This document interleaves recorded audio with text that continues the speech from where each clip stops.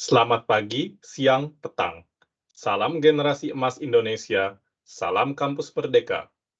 Perkenalkan, nama saya Theodorus Eko Pramudito, MSc, dosen program studi S1 Teknologi Pangan, Fakultas Teknobiologi, Universitas Katolik Indonesia Atmajaya, dengan NIDN 0330118804. Pada kesempatan ini, saya akan memaparkan pernyataan diri dosen dalam unjuk kerja Tridharma Perguruan Tinggi dalam bidang pengajaran. Beberapa mata kuliah yang saya pernah terlibat adalah meliputi bioteknologi enzim, kimia pangan, dan teknologi pengemasan. Dalam video ini, saya akan fokus pada mata kuliah teknologi pengemasan, di mana saya juga berperan sebagai dosen koordinator. Dalam mata kuliah ini, saya menggunakan pendekatan student-centered learning untuk mempersiapkan mahasiswa dalam menghadapi kondisi nyata di lapangan. Selamat datang pada pemaparan PDD UKTPT saya. Video ini dibuat sebagai syarat proses sertifikasi dosen gelombang pertama tahun 2024.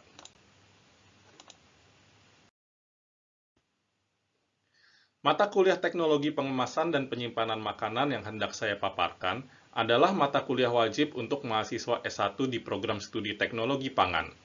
Mata kuliah ini melibatkan tim dosen yang terdiri dari 3 orang, di mana saya berperan sebagai koordinator tim. Seluruh mata kuliah disampaikan dalam bahasa Indonesia, namun materi teks disampaikan dalam bahasa Inggris untuk memperkaya kemampuan bahasa para mahasiswa. Mata kuliah ini terdiri atas 3 SKS dan diselenggarakan saat semester ganjil. Tidak ada mata kuliah prasyarat yang diperlukan untuk mengambil mata kuliah ini. Namun, mata kuliah ini disarankan untuk mahasiswa tahun ketiga atau semester 5, karena mereka diharapkan akan terlibat proaktif dalam mengaplikasikan ilmu yang sudah mereka sebelumnya dapatkan. Saya akan jabarkan sistematika mata kuliah ini dengan melalui dokumen Rencana Pembelajaran Semester atau RPS yang sudah dibuat.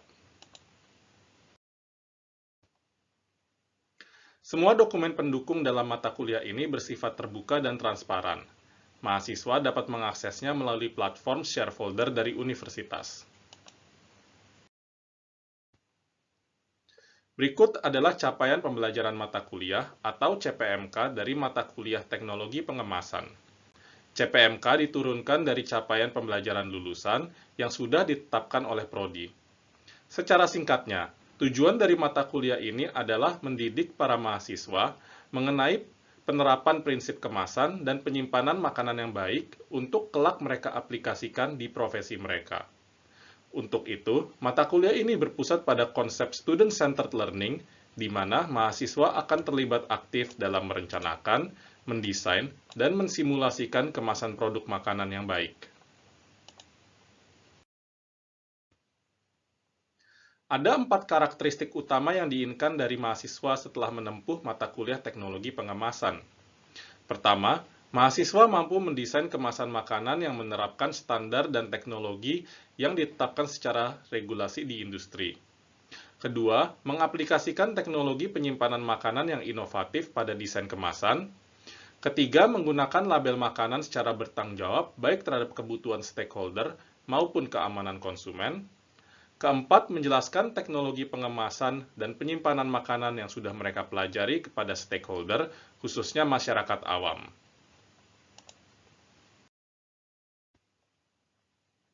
Dapat kita lihat di sini adalah komponen asesmen yang digunakan. Hal yang perlu saya tekankan adalah bagaimana komponen tugas memiliki bobot yang setara dengan UTS dan UAS, yaitu 30%. Tugas ini mencakup konsep yang sebelumnya saya jelaskan, yaitu di mana mahasiswa terlibat dalam kelompoknya selama 1 semester untuk membuat desain kemasan.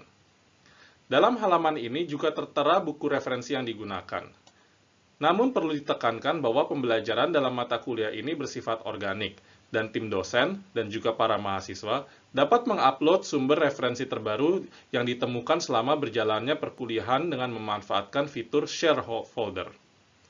Hal ini untuk mendorong supaya mata kuliah berlangsung secara aktif melalui diskusi, baik antara mahasiswa dan juga mahasiswa dengan dosen.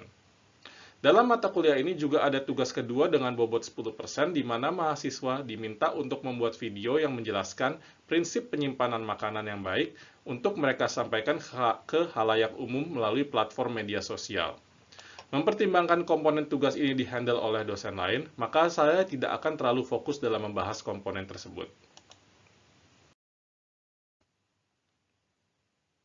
Ini adalah jadwal mata kuliah yang terdiri dari 16 pertemuan, di mana 2 pertemuan adalah UTS dan UAS. Bisa Anda lihat di sini, kalau pertemuan ke-14 adalah presentasi desain kemasan yang para mahasiswa sudah buat. Pada pertemuan tersebut, para mahasiswa akan mempresentasikan karya mereka di hadapan pihak stakeholder, yang terdiri dari dosen Fakultas Teknobiologi yang sudah mengembangkan produk dari kegiatan penelitian dan PKM mereka. Para stakeholder sudah dibimbing oleh tim dosen mata kuliah ini untuk menyampaikan keperluan mereka, namun tidak menyuruh mahasiswa dalam mengambil keputusan. Sehingga apa yang para mahasiswa presentasikan di pertemuan ini murni berdasarkan pemahaman dan pemikiran kritis mereka. Selain itu, 13 pertemuan sebelum presentasi tugas berfokus dalam membekali mahasiswa atas informasi dan ilmu yang akan membantu mereka dalam membuat desain kemasan yang baik. Seperti dilihat pada contoh sub CPMK di layar, di mana mahasiswa akan belajar mengenai prinsip seperti desain kemasan dan mereka akan mendiskusikan strategi yang sesuai untuk digunakan dalam tugas mereka. Untuk metode pembelajaran yang digunakan, mata kuliah ini berfokus pada interaksi dalam kelas baik secara sinkron, tatap muka maupun virtual, dan juga asinkron. Mengingat mata kuliah ini bersifat student-centered learning, maka unsur asinkron lebih ditekankan, di mana mahasiswa akan terlibat dalam diskusi kelompok, studi literatur, atau mewawancarai dosen yang berperan sebagai stakeholder. Oleh karena itu, model pembelajaran mata kuliah teknologi pengemasan tidak hanya bersifat satu arah, namun juga dua arah. Berikut adalah contoh rancangan tugas yang sebelumnya saya deskripsikan. Form rancangan tugas ini dapat diakses oleh mahasiswa dan berperan sebagai panduan selama mereka mengerjakan tugas. Mereka juga bisa melihat informasi mengenai kriteria penilaian, sehingga mahasiswa tahu apa yang diharapkan dari tugas tersebut. Untuk menentukan performa mahasiswa, maka digunakan rubrik penilaian deskriptif dan holistik.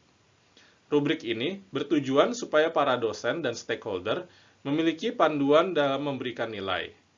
Tantangan utama dari pendekatan ini adalah pihak stakeholder bisa saja memiliki pemahaman yang berbeda satu dengan yang lain, berapa nilai yang bisa dikatakan baik untuk diberikan.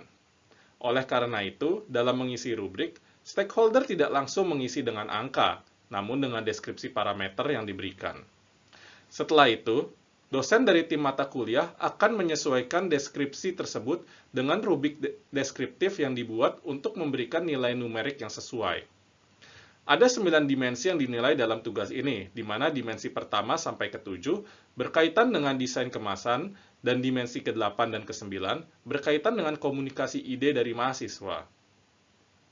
Dimensi tersebut adalah antara lain keseluruhan desain, kreativitas, penyampaian informasi dalam desain, kesiapterapan desain, analisis bahan dan teknologi, sustainabilitas, kemampuan presentasi, dan tanya jawab. Berikut adalah beberapa contoh desain kemasan yang telah dibuat oleh para mahasiswa. Bisa dilihat di sini bagaimana mahasiswa tidak hanya didorong untuk mengaplikasikan ilmu mereka secara teoritis, namun juga mempertimbangkan unsur estetik dan kebutuhan lain dari stakeholder, seperti penggunaan label. Kelompok yang membuat model fisik dari kemasan juga akan mendapatkan nilai bonus untuk memotivasi mahasiswa memberikan performa terbaik mereka. Kembali ke komponen nilai mata kuliah, pada akhirnya, progres mahasiswa selama menjalankan mata kuliah teknologi pengemasan akan dinilai selama UTS dan UAS. Dalam merancang UTS dan UAS, saya tidak hanya berfokus pada ilmu teoritis, namun juga pada ilmu praktis. Oleh karena itu, soal ujian dibuat berdasarkan desain kemasan yang sudah mereka buat. Dalam UTS, mahasiswa diminta untuk menjelaskan konsep ide mereka berdasarkan ilmu teoritis yang sudah didapat. Hal ini bermanfaat tidak hanya untuk mengukur pemahaman mahasiswa, namun juga melihat engagement anggota kelompok dalam ide desain yang mereka kembangkan. Untuk UAS, para mahasiswa diminta untuk merefleksikan tugas mereka dalam konteks ilmu pengemasan dan inovasinya. Hal ini bertujuan supaya mahasiswa juga bisa melihat ke depan bagaimana karya mereka dapat dikembangkan lebih jauh. Demikian adalah paparan singkat mengenai mata kuliah teknologi pengemasan. Dari pengalaman saya, para mahasiswa sangat menyukai pendekatan ini karena mereka dapat berinteraksi langsung dengan stakeholder, sehingga tidak hanya mereka berkesempatan mengaplikasikan ilmu mereka, namun mereka juga bisa belajar mengenai soft skill seperti komunikasi yang mereka butuhkan di dunia profesional. Sekarang saya akan menunjukkan contoh pertemuan kuliah dari mata kuliah teknologi pengemasan. Silakan menyaksikan. Baik, selamat siang semuanya. Selamat siang, Bapak. Ya, jadi untuk kuliah hari ini adalah pertemuan kedua kita dan merupakan lanjutan dari kuliah minggu lalu, di mana minggu lalu kalian sudah belajar mengenai prinsip-prinsip dasar pengemasan makanan. Namun sekarang kita akan melihat lebih jauh makanan. Dan sebelum dimulai, kalian bisa absen dulu melalui kode QR. Silakan di-scan. Ya. Nah, jadi apa sih yang bisa kalian harapkan dari kuliah minggu ini? Jadi subcapaian mata kuliah untuk minggu ini adalah diharapkan kalian bisa memahami peran penting dari desain kemasan, dan juga adalah supaya kalian bisa mengetahui hal-hal apa saja yang perlu dihindari dalam proses mendesain kemasan makanan. Nah, untuk mata kuliah hari ini terdiri dari beberapa konsep utama yang akan saya jelaskan. Yang pertama adalah mengenai peranan dari desain kemasan itu sendiri. Yang kedua adalah jenis-jenis desain kemasan. Kemudian manfaat dari desain kemasan yang baik. Apa saja yang perlu dihindari dari ketika mendesain suatu kemasan makanan. Dan kemudian ada dua prinsip, yaitu adalah Frege dan universal design. Dan dua prinsip adalah kedua prinsip yang perlu kalian pertimbangkan saat kalian mendesain kemasan makanan. Nah, sebelumnya kita akan flashback dulu ke kuliah minggu lalu. Apakah di sini masih ada yang ingat apa saja fungsi dari kemasan makanan itu? Salah satunya containment, biar makanan lingkungan itu enggak bisa terlindungi dari pencemaran makanan tersendiri. Ya, baik, tepat sekali, Ryan. Kemudian ada lagi yang mau menjawab? Ya Pak, menurut saya ya untuk melindungi supaya tidak tercemar antara makanan dan lingkungan. Oke, betul. Tapi itu masih dalam prinsip containment. Nah, kalau misalnya kita bicara tentang perlindungan, selain containment ada juga protection dan preservation, yaitu adalah kebalikannya, di mana untuk melindungi produk makanan dari pengaruh lingkungan. Kemudian ada juga communication, itu adalah bagaimana kemasan itu mengkomunikasikan pesan atau isi dari produk yang dikemas. Dan kemudian convenience, itu adalah untuk membuat supaya produknya praktis untuk diakses oleh konsumen. Nah, kenapa desain kemasan makanan itu penting? Karena kita harus ingat akan tugas pertama yang kalian akan kerjakan dalam mata kuliah ini, yaitu adalah di mana kalian perlu untuk membuat desain kemasan menggunakan ilmu-ilmu yang sudah kalian pelajari di kelas. Dan kalian, seperti yang sudah saya presentasikan minggu lalu, ini adalah komponen dari tugas pertama, yaitu tugas mengenai desain kemasan. Dan kita bisa lihat di sini bahwa desain dan kreativitas itu adalah komponen utama dari nilai tugas ini. Oleh karena itu, pertemuan minggu ini akan sangat berguna sekali ketika kalian akan mendesain kemasan makanan kalian. Jadi, apa yang kalian sebutkan tadi adalah peran atau manfaat dari kemasan makanan. Namun, fokus untuk mata kuliah ini adalah desain dari kemasan makanan itu sendiri. Karena tadi sempat disebutkan bahwa salah satu peran dari kemasan adalah komunikasi. Dan di sini, desain dari suatu kemasan makanan memiliki manfaat penting, yaitu adalah dalam fungsi sebagai komunikasi. Desain itu memiliki peran sebagai silent salesman, sebagai penjual yang tidak berbicara apa-apa. Kenapa dikatakan sebagai silent salesman? Karena tanpa harus kalian mempersiapkan sales di setiap produk kalian, semua informasi bisa disampaikan melalui kemasan dari produk tersebut. Desain kemasan yang baik dapat menunjukkan apa sih produk yang dikemas. Dan yang kedua adalah memberikan nilai ergonomis, yaitu adalah mudah diakses oleh konsumen. Dan kemudian adalah desain kemasan yang baik juga bisa menyimpan dan melindungi produk, sehingga kalian tidak perlu menginformasikan kepada konsumen secara aktif bahwa produk kalian masih aman, namun konsumen memiliki kepercayaan karena desain kemasan yang baik, maka produk yang di dalamnya juga masih tersimpan dengan baik. Kemudian mendeskripsikan produk itu sendiri, dan yang paling utama adalah menambahkan nilai tambah pada produk, karena mungkin kalian sudah mengetahui bahwa kalau misalnya kalian mungkin belanja gitu ya, ada produk makanan yang sebenarnya produknya sama begitu, cuma memiliki segmentasi pasar yang berbeda karena berdasarkan dari desain kemasannya. Nah, tanpa harus dikomunikasikan mengenai segmentasi pasar itu, konsumen sudah mengetahui target dari produk tersebut hanya berdasarkan dari desain kemasan yang ada. Kalau kita berbicara mengenai desain kemasan, ada dua jenis desain kemasan. Yang pertama adalah consumer packaging, di mana ini adalah desain kemasan untuk produk-produk yang ditujukan pada konsumen. Dan yang kedua adalah industrial packaging. Ini adalah produk jenis kemasan yang ditujukan untuk business to business. Jadi konsumennya adalah bukan kita sebagai masyarakat pembeli awam, namun adalah sebagai bisnis, seperti misalnya dalam jalur distribusi. Nah, untuk consumer packaging biasanya kemasan dari produk yang didesain untuk konsumen, dibeli oleh konsumen secara langsung, desain kemasannya mengedepankan kepraktisan dan daya tarik untuk dibeli. Jadi pertimbangan utamanya adalah bagaimana membuat desain tersebut bisa menjadi alat marketing.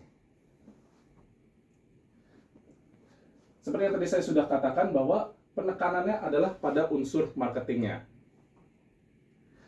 Sehingga yang menjadi pertimbangan utama dalam mendesain consumer packaging adalah estetika dan fungsionalitas. Seperti contohnya adalah dua produk yang ada di bawah ini. Ini adalah produk asam sitrat, dan yang kalian bisa lihat ada produk yang di kiri dan produk di kanan. Kalau misalnya kalian sebagai konsumen, kira-kira kalian akan lebih tarik dengan produk yang mana? Kanan. Kanan. Benar, kenapa kira-kira yang kanan? Pemukusnya cantik. Ya, karena kalau misalnya kita lihat di kiri itu seperti kesannya seperti barang kimia ya, begitu. Sementara kalau misalnya di kanan itu memiliki estetika yang menggambarkan kalau ini adalah produk untuk dikonsumsi oleh manusia. Nah, kemudian untuk industrial packaging, fokus dari desain kemasan dari industrial packaging adalah lebih memprioritaskan convenience, kepraktisan, dan perlindungan selama proses transportasi.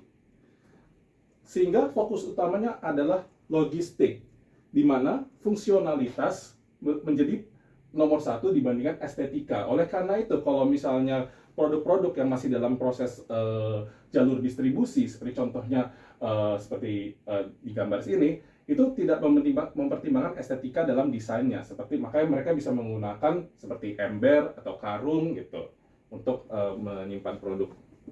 Nah, sebelum saya lanjut ke bagian berikutnya, saya akan membuka diskusi singkat.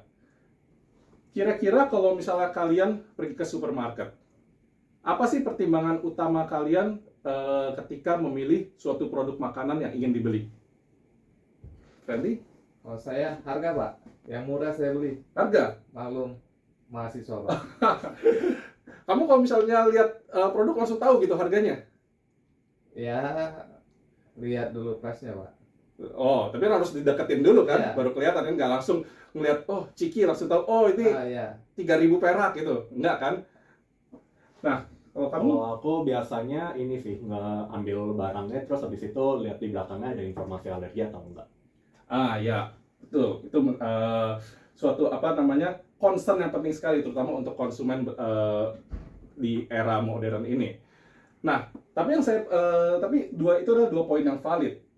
Karena adalah tadi dikatakan harga, tapi tentu saja kita tidak tahu berapa sih harga dari suatu produk tanpa kita harus melihat kemasannya. Dan kita tidak tahu keamanan dari suatu produk sebelum kita memperhatikan detail dari yang tersedia pada kemasan produk tersebut. Oleh karena itu, visual element atau unsur-unsur visual memiliki peranan penting karena bisa membuat suatu produk itu berbeda daripada produk lainnya.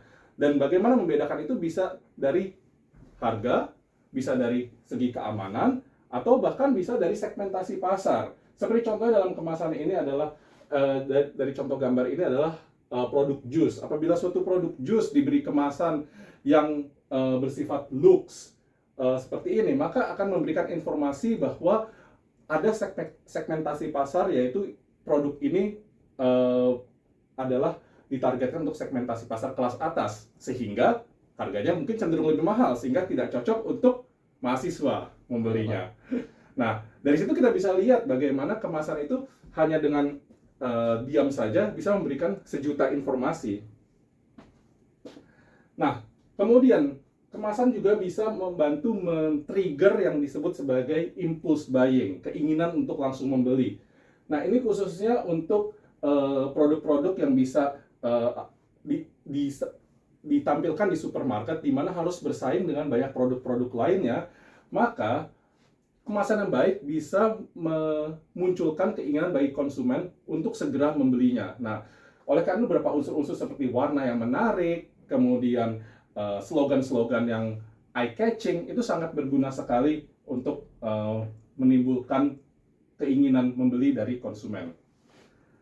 Karena menurut penelitian dikatakan kalau 70-80% keputusan untuk membeli di supermarket itu biasanya diputuskan langsung berdasarkan penampilan dari suatu produk itu. Nah, inilah yang menekankan bagaimana penting sekali ketika kalian mendesain kemasan dalam tugas yang akan kalian kerjakan, bagaimana supaya produk kalian itu bisa memiliki diferensiasi yang cukup dibandingkan produk-produk sejenis. Nah, namun tentunya desain kemasan yang baik tidak hanya kita harus menekankan adalah hal-hal yang kita inginkan. Ada beberapa juga unsur-unsur yang perlu kalian hindari ketika kalian mendesain suatu kemasan produk. Yang pertama adalah, yang perlu dihindari adalah jangan sampai kalau misalnya suatu kemasan itu justru meningkatkan harga dari produk itu sendiri. Jadi jangan sampai kemasannya lebih mahal daripada produknya. Yang kedua, hal yang sederhana namun sering dipraktikkan di banyak industri adalah kemasan yang menipu. Nanti akan saya tunjukkan beberapa contoh kemasan yang bersifat menipu. Kemudian adalah hindari juga penggunaan kemasan yang berlebihan, excess packaging. Terutama tren industri saat ini adalah kita harus menargetkan kemasan yang seminimal mungkin. Pertama, karena ini akan membantu meningkatkan nilai ramah lingkungan dari kemasan kalian. Dan yang kedua adalah ini akan membantu menekan dari cost produksi produk kalian. Seperti contohnya dalam kemasan ini adalah contoh kemasan yang over design. Karena terlalu banyak menggunakan materi, sementara produk yang disimpan sebenarnya tidak memerlukan space sebanyak itu. Nah, ini adalah contoh desain kemasan yang menipu. Karena bisa kita lihat di sini, kalau misalnya ini adalah produk yang dijual di supermarketnya, yaitu adalah 2 kotak pasta gigi yang dikemas dalam bentuk berpasangan. Nah, ketika konsumen membelinya, ternyata di salah satu kotaknya ada kotak yang lebih kecil lagi. Dan di dalam kotak yang lebih kecil itu ada ukuran pasta gigi yang tidak sesuai dengan kotak yang pertama. Nah, inilah yang disebut kemasan yang menipu. Karena mungkin bisa saja dia mengatakan volumenya secara akurat di kemasan yang besar. Namun, dengan menggunakan trik impulse buying yang ada pada konsumen, ini akan membuat konsumen menjadi kecewa konsumen. Kemudian hal yang perlu kalian hindari adalah menimbulkan wrap rage pada konsumen. Tentunya kalian pernah mengalami ya, kalian membeli produk kemasan dalam toples, namun kalian tidak memiliki kekuatan yang cukup untuk membuka toplesnya gitu. Atau kalian membeli suatu kemasan dalam suatu bungkus plastik dan kalian kesulitan untuk mengeluarkan produk makanan di dalamnya. Nah, jadi wrap rage itu adalah hal yang lumrah. Namun ini adalah hal yang penting harus kalian pertimbangkan ketika mendesain kemasan, Karena konsumen dapat beresiko melukai dirinya sendiri ketika berusaha membuka kemasan tersebut. Ya, jadi ada banyak sekali bagaimana seseorang bisa melukai diri sendiri karena ketika saat membuka kemasan, terutama apabila kemasan tersebut membutuhkan alat lain untuk dibuka, seperti misalnya menggunakan gunting atau pisau. Nah, jadi ketika kalian mendesain kemasan, jangan sampai kalian justru malah merepotkan konsumen. Dan ada juga prinsip yang dikenal sebagai universal design, dan ini adalah prinsip yang sebaiknya kalian bisa penuhi dalam desain kemasan yang akan kalian buat. Jadi apa sih sebenarnya universal design itu? Universal design adalah desain kemasan yang mudah diakses baik konsumen dengan berbagai ragam kondisi dan keperluan. Jadi kemasan tersebut dapat dibuka dengan mudah baik oleh konsumen balita, anak-anak, orang tua, atau bahkan saudara-saudara yang memiliki kekurangan fisik.